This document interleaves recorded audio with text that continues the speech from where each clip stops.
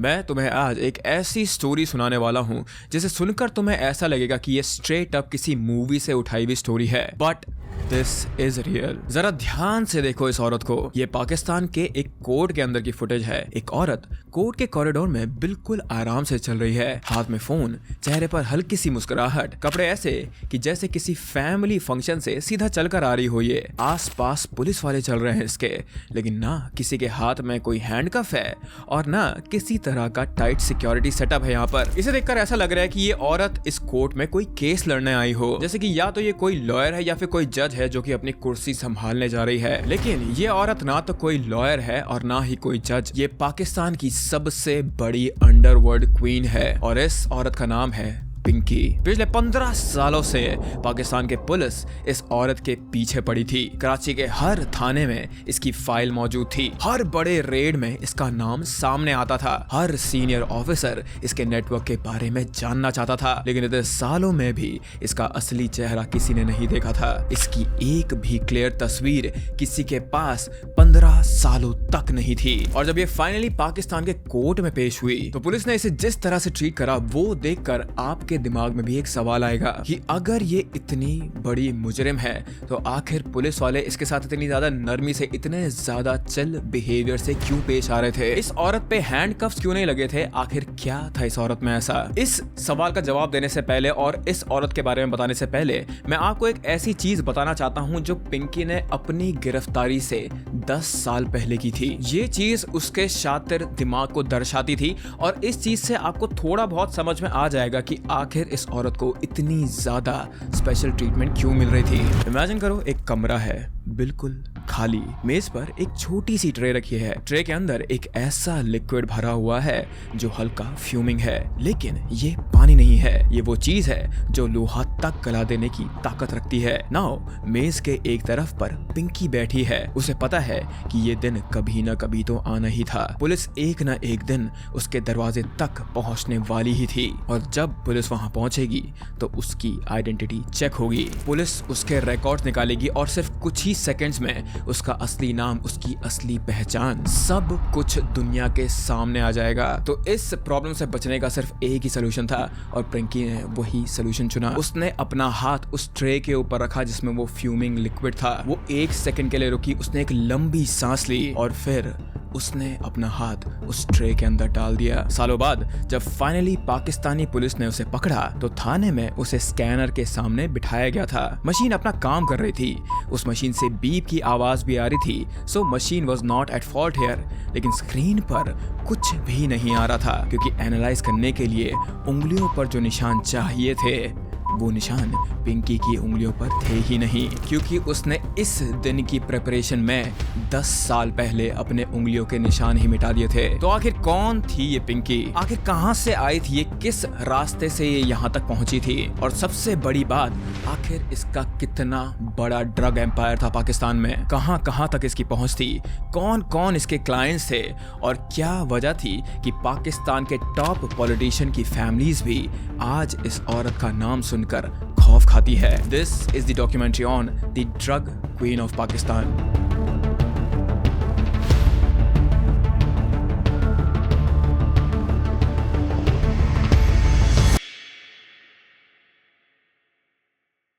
अब पिंकी की कहानी आगे समझने के लिए हम लोग सबसे पहले ये देखते हैं कि आखिर वो बेचती क्या थी और वो इस चीज को किस तरह बेचती थी। पाकिस्तान जैसी जगह के बारे में जब कोई आम इंसान सोचता है तो उसे सिर्फ गरीबी, टेरर लिंक्स और करप्ट पॉलिटिक्स का ख्याल आता है और कुछ लेवल तक ये सारी की सारी चीजें सही भी हैं। लेकिन इसी केओस के पीछे एक और पाकिस्तान छुपा है। एक ऐसा पाकिस्तान जो सोसाइटी के टॉप 1% एलिट्स को बिलोंग करता है। महंगी पार्टीज, एक्सक्लूसिव क्लब्स और वीआईपी लाउंजेस में ये लोग पैसा पानी की तरह बहाते हैं और अपनी जिंदगी के मजे उठाते हैं। और जब पैसा और पावर किसी इंसान को लंबे समय तक मिलता रहे तो तब एक ऐसा वक्त आता है जब ये सारी की सारी चीजें, ये सारे के सारे ऐशो आराम ब्लैंड लगने लग जाते हैं और फिर इंसान अपनी डार्केस्ट अर्जेस को पूरा करने के लिए नए नए तरीके ढूंढता है और इन्हीं अर्जेस ने पाकिस्तान के सबसे ज्यादा नोटोरियस और सबसे ज्यादा डेंजरस अंडरवर्ल्ड एम्पायर को जन्म दिया था।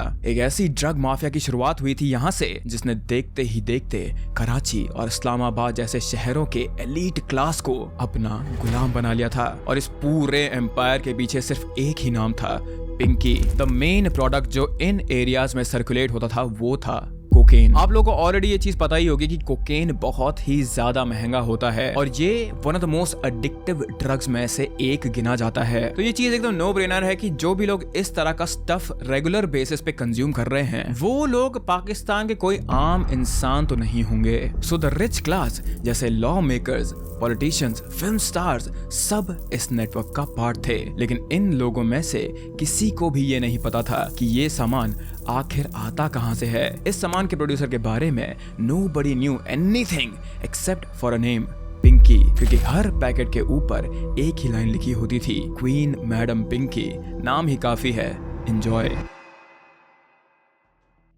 सो इस ड्रग ट्रेड में जो भी लोग इन्वॉल्व थे, चाहे वो बेचने वाले हो चाहे वो फिर कंज्यूम करने वाले हो, सब लोगों को ये एक नाम पक्का पता था, लेकिन इस नाम के पीछे की असली औरत कौन थी ये चीज किसी को भी नहीं पता थी। जैसे कि मैंने आपको बताया कि 15 साल तक पिंकी पाकिस्तान के पॉश और एफ्लुएंट एरियाज में ये सारा का सारा ड्रग सप्लाई कर रही थी। तो इतने साल तक बचे रहने पर आपको ये चीज तो समझ आ ही गया होगा कि पिंकी कितनी ज्यादा शातिर थी। इतने सालों में पिंकी ने एक ऐसा सिस्टम बना लिया था जिसे पाकिस्तान की पुलिस तक क्रैक नहीं कर पा रही थी। पिंकी के टारगेट कंज्यूमर्स पाकिस्तान के मेजर सिटीज के हाई क्लास एरिया से बिलोंग करते थे और इनके बीच कोकेन इतनी सफाई से डिस्ट्रीब्यूट किया जा रहा था कि किसी को भी भनक तक नहीं लगती थी। दरअसल यहाँ पे एक और इम्पोर्टेंट चीज है कि इन लोगों के बीच में कोकेन के लिए एक स्पेसिफिक वर्ड यूज किया जाता था जो कि था एग। ट्रेडिशनली जो ड्रग डीलर्स होते हैं वो ड्रग्स इंपोर्ट कराकर उसे बेचने का काम करते हैं, लेकिन पिंकी ने खुद का एक ब्रांड स्टैब्लिश कर दिया था क्योंकि वो खुद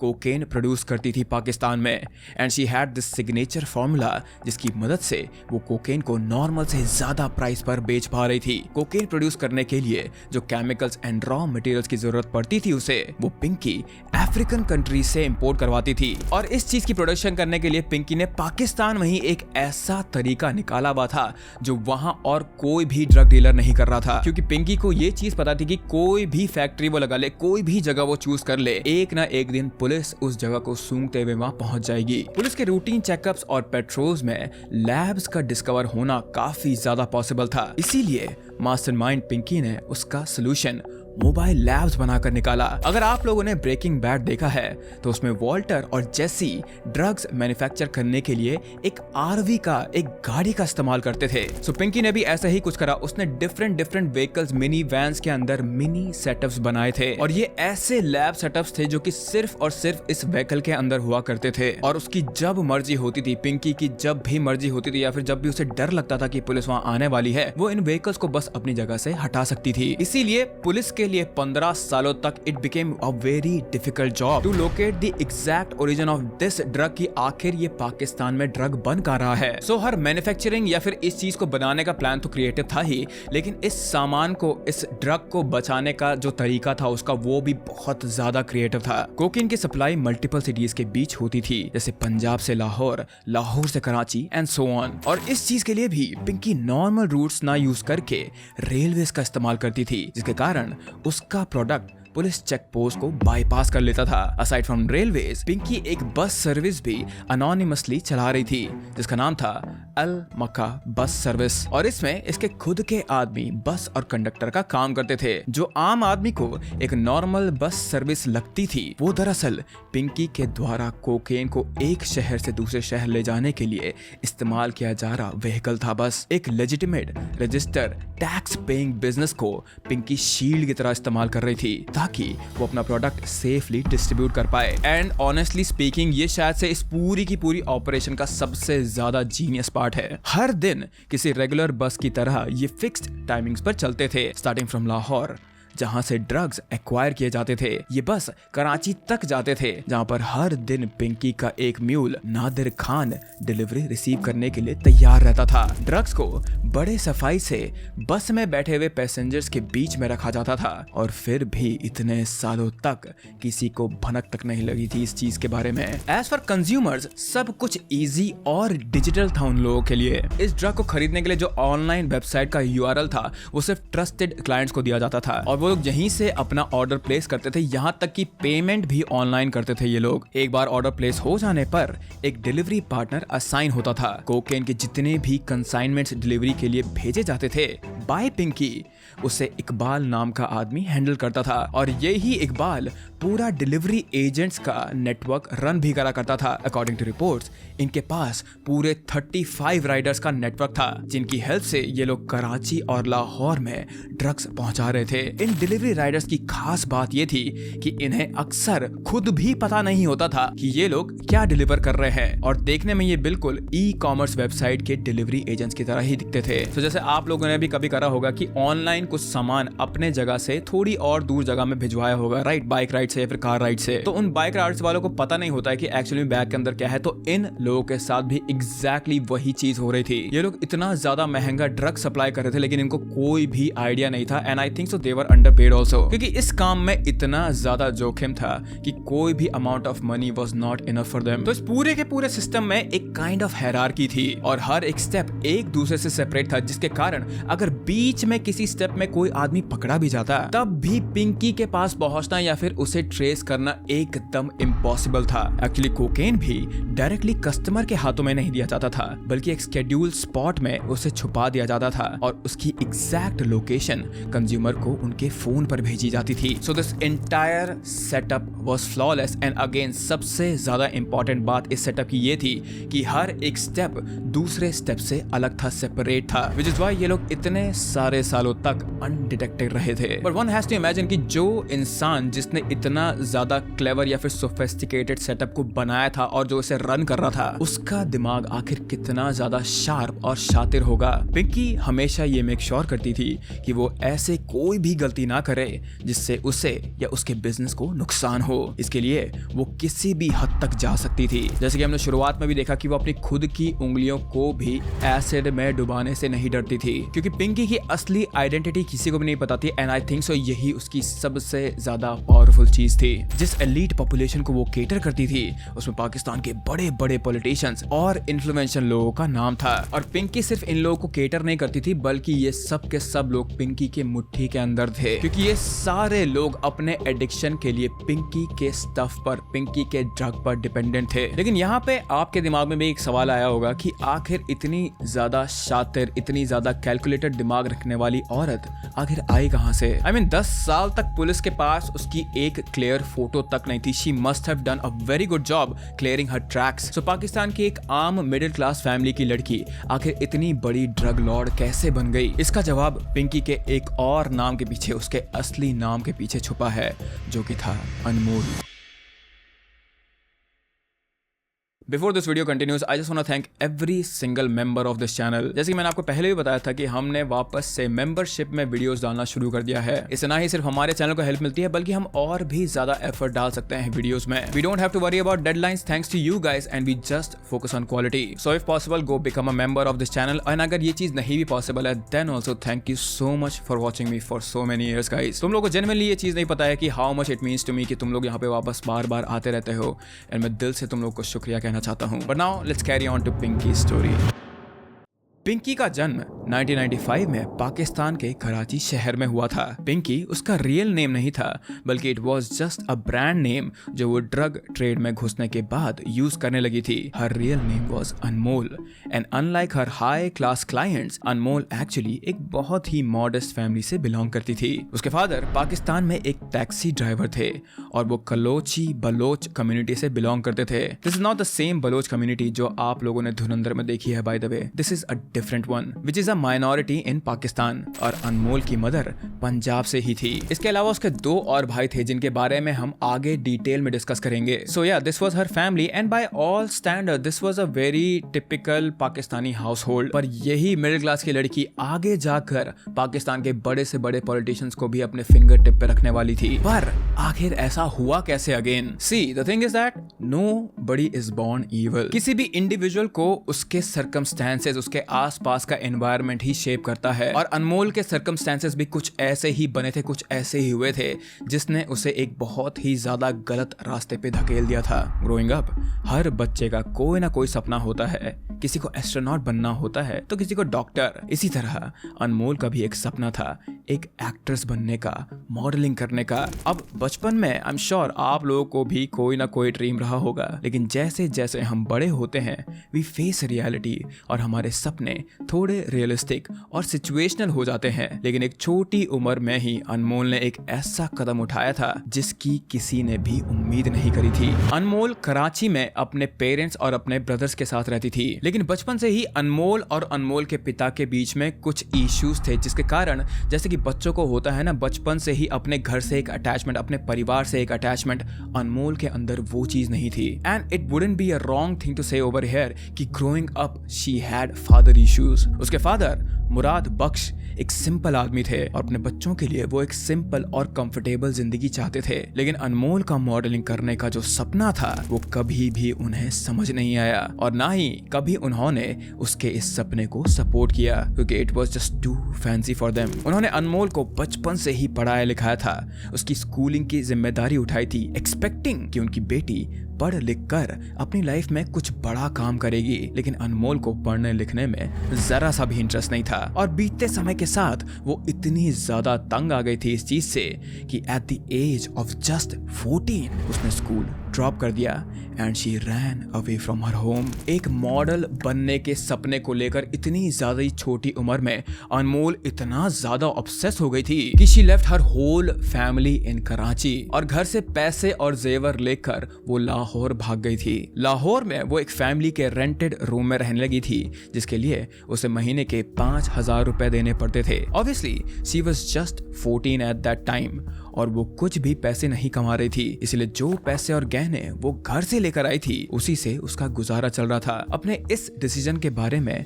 उसने अपने घर में किसी को भी नहीं बताया था एक्सेप्ट हर मदर, जिन्होंने उसका सपोर्ट किया था और उसे वहां से निकालने में मदद भी करी थी। अकॉर्डिंग टू सम रिपोर्ट्स गई तो वो एक एक्ट्रेस बनने थी, लेकिन Lahore had something else in store for her. अब किसी भी इंडस्ट्री में, स्पेशली एंटरटेनमेंट इंडस्ट्री में घुसने के लिए आपको सबसे ज्यादा इंपॉर्टेंट चीज होती है कॉन्टैक्ट्स। इसलिए घर से निकलने के सीधे बाद और लाहौर पहुंचने के सीधे बाद उसने इंडस्ट्री के लोगों के साथ अपने कॉन्टैक्ट्स बनाना शुरू कर दिया था और धीरे धीरे इन लोगों के साथ मिंगल करके, इन लोगों के साथ पार्टी करके वो कराची और लाहौर के इन पार्टी सर्कल्स में अपनी जगह बनाने लगी थी। But she did it in the most twisted way possible, not as a model, not as an actor. Instead, she was a well-known party girl, जिसको ये elite लोग अपनी पार्टीज में इनवाइट करते थे। So even though हाँ वो इन circles के अंदर घुस गई थी, even though वो वहाँ कनेक्शन बना रही थी, पर जिन लोगों से वो मिल रही थी इन पार्टीज में या फिर जिनसे भी वो कनेक्शन बना रही थी, वो लोग उसे कोई एक्टर या फिर मॉडल नहीं बनाने वाले थे, बल्कि वो लोग उसे एक ऐसे रास्ते में धकेलने वाले थे which was far more sinister। अनमोल ने इंडस्ट्री में मौजूद एलीट लोगों के साथ अब काफी जान पहचान बना ली थी। At one of the parties उसकी मुलाकात एक लॉयर से हुई। इस लॉयर का नाम था राना नासिर और वो अलेजिडली गुजरनवाला का रहने वाला था। ये सिर्फ एक नाम का लॉयर था, क्योंकि इन रियलिटी इसके इंटरनेशनल कोकेन नेटवर्क में अच्छे खासे कनेक्शंस थे और अपने परिवार के साथ मिलकर इसने पाकिस्तान में ड्रग ट्रेडिंग शुरू कर दी थी, जिसमें उसके 2 भाई, एक करीबी दोस्त और उसका ब्रदर इन लॉ शामिल था। और उस वक्त अगर पाकिस्तान में नारकोटिक्स का कोई बिगेस्ट सिंगल नेम था तो वो राना नासिर ही था। सो कुछ ही महीनों में अनमोल और इस राना के बीच में इंटीमेट रिलेशनशिप शुरू हो गया था और यहाँ से ही, इस पॉइंट से ही अनमोल की जिंदगी पूरी तरीके से बदल गई थी, क्योंकि ड्यूरिंग देयर रिलेशनशिप वो पहली बार राना के थ्रू ही इस कोकेन की दुनिया में, इस ड्रग की दुनिया में पहली बार इंट्रोड्यूस हुई थी। राना को ड्रग्स के बिजनेस में काफी इन डेप्थ नॉलेज थी।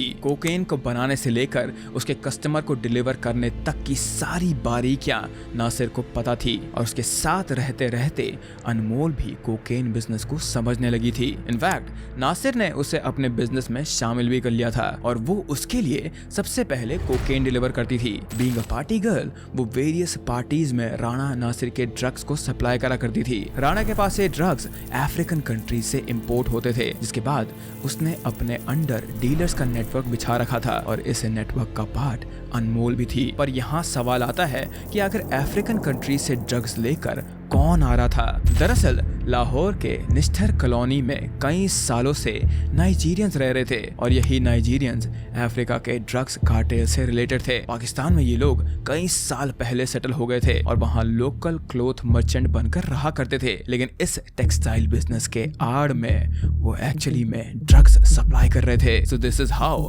Drugs and narcotics were reaching Pakistan at that time. After spending 8 months together, Rana Nasir Anmol के प्यार में इतना ज्यादा गिर गया था कि उसने अनमोल से शादी कर ली थी while she was still a minor। और उस वक्त राणा खुद 30+ उम्र का था। Now I just want to mention one thing over here, क्योंकि मैंने बहुत कम लोगों को, स्पेशली पाकिस्तानी मीडिया में या फिर पाकिस्तानी लोगों को, तो इस चीज के बारे में बिल्कुल भी बात करते हुए नहीं देखा था या फिर बहुत ज्यादा कम स्केल पे बात करते हुए देखा था। और वो पॉइंट है कि एक 30+ साल का आदमी एक 14 से लेकर 16 साल की लड़की से शादी कर बैठा था। अगर हम हाइंडसाइट में देखें तो हाँ, अनमोल ने अपना पूरा का पूरा एम्पायर और पूरा का पूरा बिजनेस वहीं से सीखा था। लेकिन you know, it is very weird. Let me know what you guys think about this thing in the comment section down below. So अब नासिर के साथ वो लाहौर के डिफेंस एरिया में रहने लगी थी और उसके साथ काम करते हुए समथिंग चेंज्ड इनसाइड अनमोल। उसे इतना तो समझ आ गया था कि जो भी पैसे वो इन पार्टीज में जाकर कमा रही थी या फिर जो भी पैसे वो इन ड्रग्स को डिलीवर करके कमा रही थी, वो एक्चुअली में इस ड्रग इंडस्ट्री के सामने कुछ भी नहीं है। अनमोल बचपन से ही एक मिडिल क्लास परिवार में पली बड़ी हुई थी एंड व्हेन शी रियलाइज्ड कि इस ड्रग इंडस्ट्री में कितना ज्यादा पैसा कमाया जा सकता है, there was no going back for her. So जैसे कि मैंने कहा कि राणा नासिर अनमोल से बहुत ज्यादा प्यार करता था और वो अनमोल को ज्यादा रिस्क में नहीं डालना चाहता था, तो वो मोस्टली अनमोल को ड्रग डिलीवरीज के लिए और कैश कलेक्ट करने के लिए यूज करा करता था। उसने उसे यूफोन कंपनी का एक सेपरेट सिम कार्ड भी दिया था जिसके थ्रू उसके सारे ड्रग रिलेटेड कम्युनिकेशंस होते थे। और सिर्फ इतना ही नहीं, राणा नासिर ने अनमोल के लिए फॉरेन बैंक अकाउंट्स भी ओपन किए थे। उसे एक गाड़ी दी थी जिसे चलाना भी अनमोल ने राणा नासिर से ही सीखा था। So not only was she an associate of Rana Nasir, बल्कि वो उसकी एक स्टूडेंट भी बन गई थी अब। पर राणा नासिर के साथ कुछ साल बिताने के बाद से ही अनमोल को उसके साथ अब घुटन होने लगी थी, क्योंकि अलेजेडली राणा नासिर उस पर जुल्म किया करता था। नॉट ओनली दिस, अनमोल को इस ड्रग ट्रेड का असली पोटेंशियल दिखने लगा था एंड शी न्यू कि नासिर के अंडर काम करते हुए वो कभी भी इस पोटेंशियल को रीच नहीं कर पाएगी। इसलिए धीरे धीरे वो कोकेन के बिजनेस में और भी ज्यादा डीपली घुसने लगी थी और नासिर से अलग अपनी एक पहचान बनाने की कोशिश करने लगी थी। जैसे जैसे वो हर चीज को लेकर फेमिलियर होती गई, उसके अंदर का कॉन्फिडेंस और भी ज्यादा बढ़ता चला गया था। Now this is not official, लेकिन यहाँ पर मैं एक और चीज मेंशन करना चाहता हूँ कि अनमोल, अगेन वो छोटी थी यहाँ पर, लेकिन राणा नासिर उसके ऊपर टॉर्चर करता था, उसके ऊपर जुल्म किया करता था, लेकिन वो उसे ये चीज़ बोला करता था अगेन अलेजिडली कि वो उससे बहुत ज़्यादा प्यार करता है और वो कहीं ना कहीं राणा के इस ट्रैप में फंस गई थी कि उसके साथ कुछ बुरा होता, राणा उससे माफ़ी मांगता, उससे बहुत ज़्यादा प्यार करता, सब कुछ अच्छा चलता कुछ दिनों तक और फिर वो उस पर दोबारा से जुल्म करता था। विच आई एम प्रीटी श्योर कि काफ़ी सारी लड़कियाँ इस चीज़ से रिलेट कर सकती हैं एंड ये सेम चीज़ एक इतनी ज़्यादा शार्प माइंडेड लड़की के साथ भी हो रही थी, which is very astonishing to me. कई सालों तक राणा नासिर के साथ अनमोल का बिजनेस ऐसे ही चलता रहा और धीरे धीरे उसने पाकिस्तान के कराची और लाहौर एरियाज में अपनी अच्छी खासी प्रेजेंस बना ली थी, क्योंकि that's where she was operating. Now everything was not smooth sailing for them, क्योंकि बीच बीच में अनमोल या फिर उसके नेटवर्क के लोग पुलिस के चंगुल में फंसते भी रहते थे, लेकिन इन लोगों के पास इतना अंधा पैसा आ गया था कि वो पुलिस को मुंह बोली रकम देकर उन्हें पैसा खिलाकर वहां से बाहर निकल जाते थे और फिर अपना बिजनेस कंटिन्यू रखते थे। बट फिर फाइनली इन 2020 अनमोल को एक ऐसा रास्ता मिल गया था जिससे वो राणा नासिर से अपना पीछा छुड़ा सकती थी और पूरा का पूरा बिजनेस अपने हाथों में ले सकती थी। हुआ ये कि 2020 में अनमोल इसी तरह एक केस में अरेस्ट हुई थी and she did manage to get out, लेकिन कस्टडी में रहते हुए उसकी मुलाकात एक पुलिसमैन डीएसपी राणा अकरम के साथ हुई। सो इवन दो अनमोल पुलिस कस्टडी में थी, उसकी और अकरम के बीच बातें ऐसी हो रही थी जैसे वो एक दूसरे को बहुत समय से जानते हो। बेसिकली हो ये रहा था कि अपने चार्म का इस्तेमाल करके वो डीएसपी अकरम को अपने झांसे में ले आई and she was going to use him to gain immunity from police and to get out of Rana Nasir's shadow. अनमोल ने अपने और अपने हस्बैंड के बीच में हो रहे प्रॉब्लम्स को इस डीएसपी राणा अकरम के साथ शेयर करना शुरू कर दिया था और उसकी सिंपैथी और उसका प्यार गेन करना भी शुरू कर दिया था। So this gives you a pretty good idea कि उनकी दोस्ती का नेचर आखिर था कैसा। In 2021 राणा अकरम ने अनमोल को ये सजेस्ट किया कि वो अपने हस्बैंड को छोड़ दे और उसके पास दौड़ी चली आए। This was a golden opportunity for अनमोल, क्योंकि एक पुलिस ऑफिसर की वाइफ बनने के बाद वो और भी ज्यादा खुलेआम और आसानी से अपना ड्रग का बिजनेस चला सकती थी। इसलिए आफ्टर 10 years ऑफ मैरिज उसने राणा नासिर को छोड़ दिया और उसके तुरंत बाद 2021 में डीएसपी अकरम के साथ शादी कर ली उसने। नाउ नासिर पाकिस्तान में ड्रग डिस्ट्रीब्यूशन का किंग हुआ करता था, लेकिन अब पावर डायनामिक्स में काफी तेजी से एक शिफ्ट आने वाला था। राणा नासिर के साथ इतने साल बिताकर अनमोल ने ड्रग बिजनेस को पूरी तरह समझ लिया था and she knew exactly what she needed to do to build her own network and her own cocaine empire. And this was the moment जब अनमोल पिंकी बनी।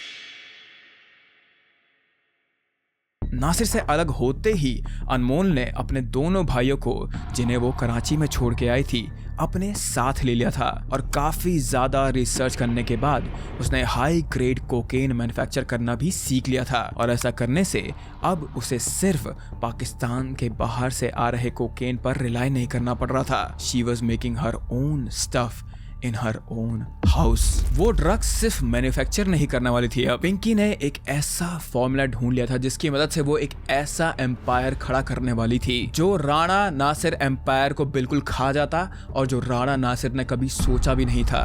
वो दरअसल कोकेन को डाइल्यूट करके उसकी प्रोडक्शन क्वांटिटी इंक्रीज कर देती थी, जिससे वो सेम अमाउंट ज्यादा प्राइस में बेच पाती थी। सो जो ड्रग वो नॉर्मली 12 से 13 हजार के बीच में बेचती थी, वो अब उसे 25 से 40 हजार रुपयों के रेट में बेचा करती थी। उसके सारे पैकेट्स में उसका नाम पिंकी लिखा होता था और अब वो एक सेल्फ प्रोक्लेम्ड ब्रांड बन चुकी थी, क्योंकि अलेजिडली उसके जैसा ड्रग पूरे पाकिस्तान में कोई और नहीं बनाता था। राणा नासिर से सेपरेट होने के बाद भी वो वही सिम यूज कर रही थी जो नासिर ने उसे दिया था, क्योंकि उसमें ही उन सारे राइडर्स, कस्टमर्स और डीलर्स के कॉन्टैक्ट्स थे जिनका वो इस्तेमाल पहले करा करती थी। इन कॉन्टैक्ट्स में मौजूद लोगों को अप्रोच करके 2-3 महीनों में ही पिंकी ने अपना खुद का नेटवर्क एस्टैब्लिश कर लिया था। सबसे पहले उसने एक सबीरा नाम की औरत को हायर किया जो कि लाहौर से थी और उसकी मदद से लाहौर से कराची ड्रग्स ट्रांसपोर्ट कराती थी। वो ये चीज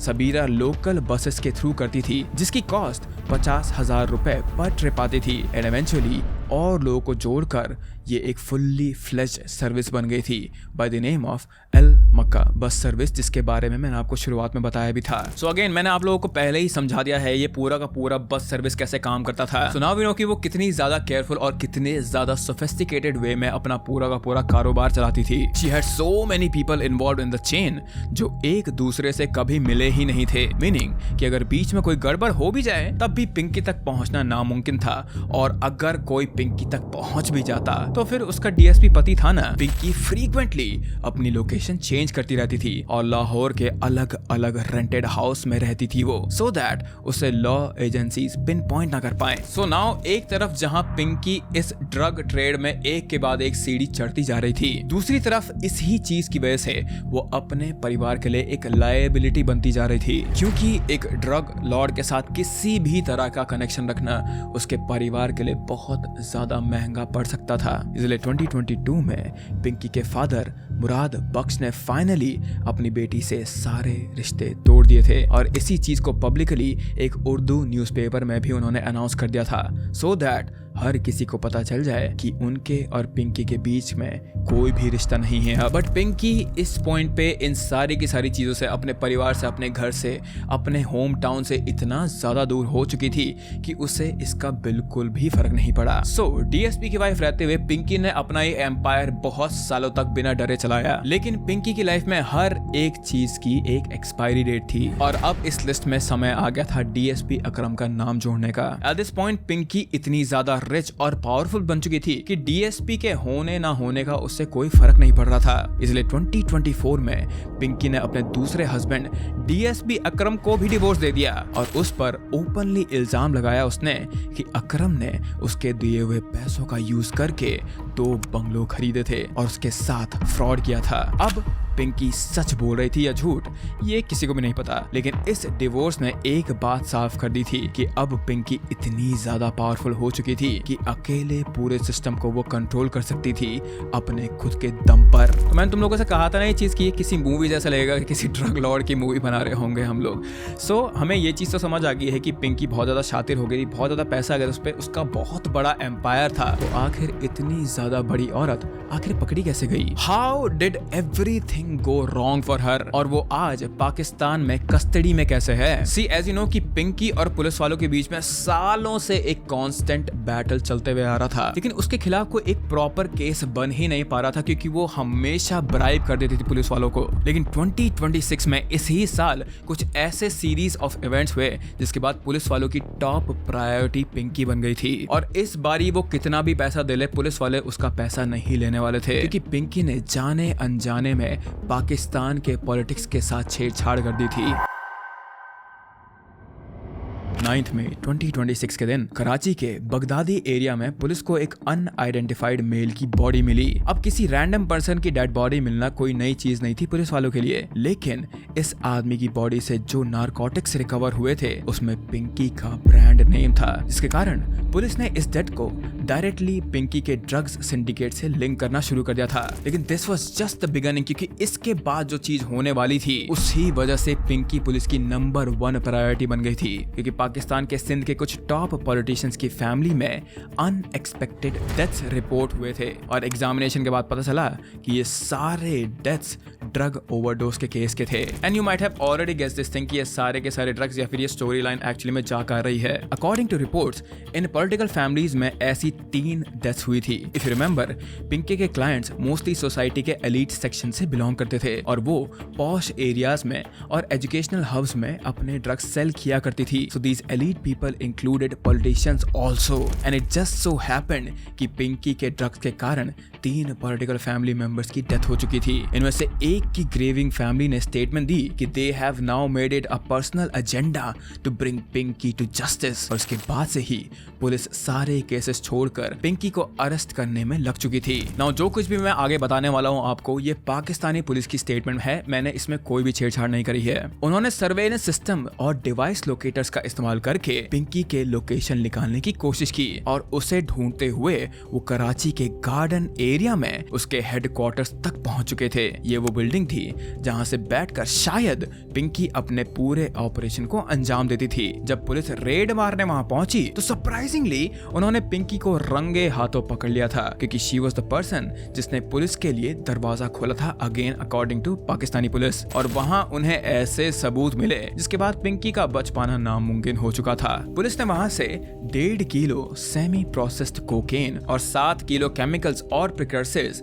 बरामद किए थे, जिनकी मदद से कोकेन प्रोड्यूस किया जाता था। इसके अलावा एंड आई कोट, पुलिस ने वहां से 2 लोडेड मैगजीन, 10 गन्स के राउंड, कैश, ब्लैंक चेक्स और बहुत सारे फाइनेंशियल डॉक्यूमेंट्स भी निकाले थे जो कि मनी लॉन्ड्रिंग की तरफ इशारा कर रहे थे। इसके अलावा पुलिस वालों को वहां एक ग्लॉक पिस्टल भी मिली थी जो कि ऑब्वियसली अनलाइसेंस थी। और सबसे बड़ा एविडेंस जो पुलिस को वहां मिला था वो था पिंकी का वो ही फोन जिसमें वो यू फोन का नंबर था और इस फोन में सारे के सारे कॉल लॉग थे, सारी की सारी रिकॉर्डिंग्स थी और बायर्स की लिस्ट भी थी। और इसी वजह वजह से उसका पूरा का पूरा ऑपरेशन एक्सपोज हो गया था।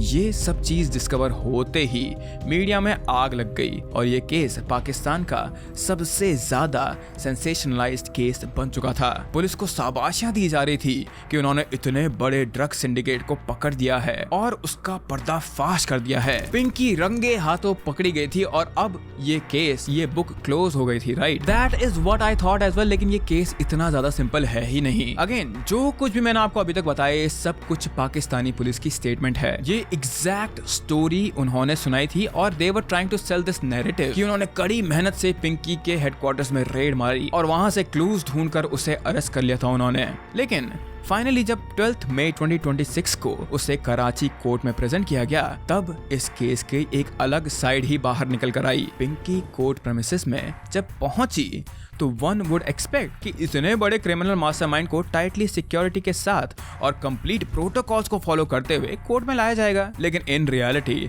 ना पिंकी के साथ कोई सिक्योरिटी थी और ना ही उसे कोई हैंडकफ या फिर हथकड़ियां पहनाई गई थी, बल्कि पिंकी बिल्कुल कॉन्फिडेंटली किसी वीआईपी की तरह मुस्कुराते हुए अपने फोन चलाते हुए कोर्ट रूम में जा रही थी और पुलिस उसके अगल बगल ऐसे चल रही थी जैसे कि उसके बॉडीगार्ड हो वो। पिंकी के अपीयरेंस की ये वीडियो जल्द ही सोशल मीडिया में वायरल हो गई थी और हर न्यूज आउटलेट में इसे दिखाया जाने लगा था। तो इस वीडियो को देखकर लोगों ने पुलिस की इंटेग्रिटी पे, पुलिस के जो उन्होंने स्टोरी बेची थी उस पर सवाल उठाना शुरू कर दिया था कि आखिर कैसे वो इतने बड़े क्रिमिनल को इतना ज्यादा खुले में, इतने ज्यादा चिल वे में कोर्ट में लेके आ रहे हैं। बैकलैश इतना ज्यादा था कि सिंध के आईजी को तुरंत उन ऑफिसर्स को डिसमिस करना पड़ा जो पिंकी को उस दिन कोर्ट लेकर आए थे अपने आप को बचाने के लिए। But again the question still remains कि पकड़े जाने के बाद भी पिंकी इतने ज्यादा कॉन्फिडेंटली क्यों कोर्ट में आई थी? वेल, ऐसा इसलिए था क्योंकि पिंकी ने एक्चुअली में लिटरली पुलिस को चैलेंज किया था कि वो बहुत जल्द यहाँ से बाहर निकल जाएगी। पुलिस का दावा था कि उन्होंने रेड के बाद पिंकी को कराची में ट्रैक करके पकड़ा था, लेकिन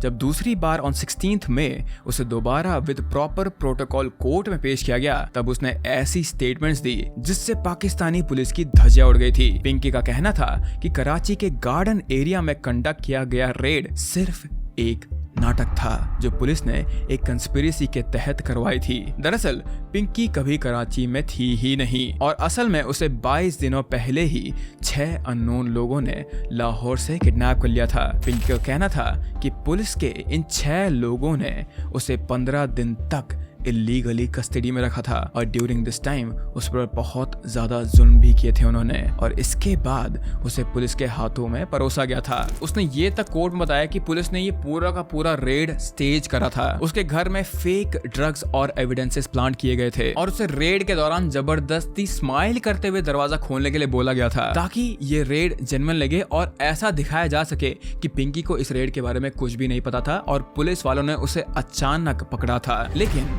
आखिर पुलिस ऐसा क्यों करेगी? This is a very big question. और दूसरी बात यहाँ पर यह है कि आखिर कोर्ट एक कन्विक्टेड क्रिमिनल का और इतनी बड़ी ड्रग डीलर की बात क्यों मानेगी? तो इसके डिफेंस में पिंकी का कहना था कि ये सब कुछ उसके एक्स हस्बैंड डीएसपी अकरम का कराया हुआ था and he was doing this to get back at her for leaving him. But obviously ये सब कुछ पिंकी के स्टेटमेंट्स हैं और इस पर कितना विश्वास किया जा सकता है वो एक काफी क्वेश्चनेबल बात है। और जो ये रिवेंज वाला एंगल है, this is not enough to explain कि जो कुछ भी वहां पे हुआ था आखिर वो हुआ क्यों। लेकिन पिंकी ने जज के सामने थोड़ी और बातें भी बताई थी जो हमें थोड़ा बहुत हिंट देती है कि जो कुछ भी हुआ वो एग्जैक्टली ऐसा क्यों हुआ था। उसने जज को बताया कि जिन लोगों ने भी उसे किडनैप किया था उन्होंने उसके परिवार को मारने की धमकी दी थी अगर वो उनकी बात नहीं मानती। तो वो चाहते थे कि पिंकी उनके बनाए हुए नैरेटिव को एक्सेप्ट करे और बदले में कुछ स्पेसिफिक हाई प्रोफाइल पॉलिटिशियंस जैसे बानी गाला में रहने वाले एक शख्स का नाम ले ताकि पुलिस उन पॉलिटिशियंस को टारगेट कर सके।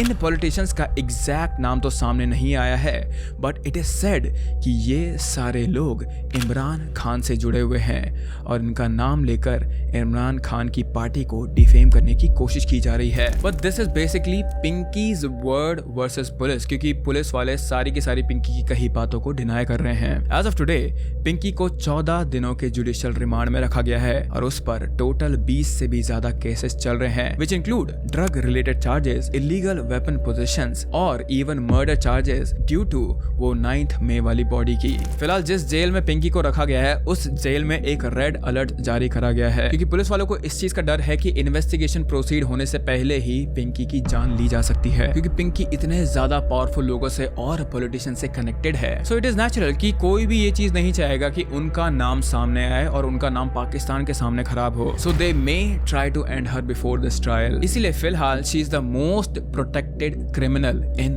पाकिस्तान। पाकिस्तानी पुलिस अभी इस केस में फर्दर इन्वेस्टिगेशन कर रही है और धीरे धीरे करके पिंकी के बाकी जो उसके साथ एसोसिएट्स थे उनको भी पकड़ने की कोशिश कर रही है। पिंकी की बस सर्विस में काम कर रहे सारे लोग अरेस्ट हो चुके हैं अभी इस पॉइंट पर, और पिंकी के एक्स हस्बैंड्स और उसके भाई अभी पुलिस के हिट लिस्ट में बैठे हुए हैं। लेकिन हु वुड हैव थॉट कि एक टैक्सी ड्राइवर चलाने वाली की बेटी इतनी बड़ी मास्टरमाइंड बन जाएगी कि पाकिस्तान के जाने माने पॉलिटिशियंस का करियर उसकी एक स्टेटमेंट पे टिका होगा। Maybe Pinky flew too high for her own good, but according to me ये केस जितना दिखता है उससे कहीं ज्यादा डीप है, क्योंकि अगर पिंकी की ये बात सच है कि उसे किडनैप करके सब कुछ स्टेज किया गया था, तो इट इज वेरी पॉसिबल कि ये जो कुछ भी हो रहा है वो किसी हायर पॉलिटिकल कंस्पिरेसी का पार्ट है, and Pinky is just an escape goat जिसका इस्तेमाल करके पाकिस्तान में पॉलिटिक्स के साथ खेला भी जा रहा है और पाकिस्तान की पॉलिटिक्स को बचाया भी जा रहा है। But regardless I would love to hear कि तुम लोगों का इस चीज के बारे में क्या मानना है। और इसी के साथ ये केस अभी यहीं पे समाप्त होता है। But with that I hope that you guys are happy, I hope that you guys are healthy.